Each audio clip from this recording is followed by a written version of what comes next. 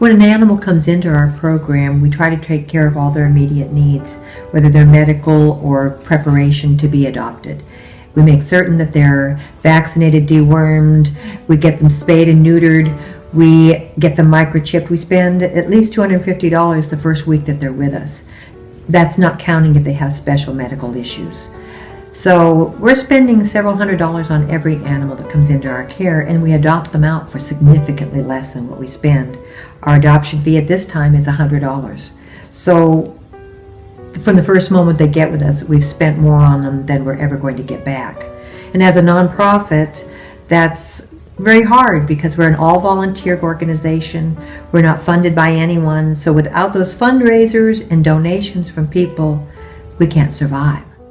The Winter Texans have been wonderful. They provided dinners where they sell tickets and offer meals to provide a fundraiser that way. Another group has had a pet parade, and they do that on an annual basis where they have dogs with their owners all dressed up in costumes, and they march around and people vote, and each vote costs $1, and they accumulate the funds and provide that money to Cinderella to help the dogs and the cats be able to survive. We have a lot of special needs animals now. Some that have been tortured before they came to us and are frightened, and they need people to be patient with them and give them the opportunity to blossom. And once they get to know you, they're good, but until then, it's pretty difficult for them to get adopted. One example of a dog that came into us in bad condition was a Labrador that showed up that had been dumped and had a cable tied around her throat so tight that obviously had been done when she was a puppy.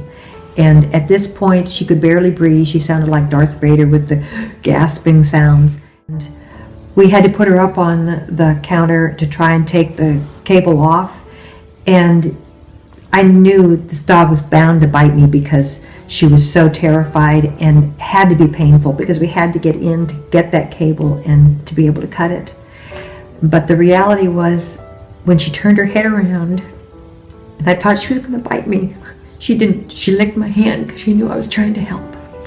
And that dog ended up being a wonderful, loving dog, and ended up in a home where she gets to go jogging with the people every day, and they ride their bikes, and she's with another dog that's their companion, and she lives in the house, and she's a wonderful, happy dog. But she would have been dead if we hadn't rescued her. Within a couple of days, she would not have survived, is what the vet told us.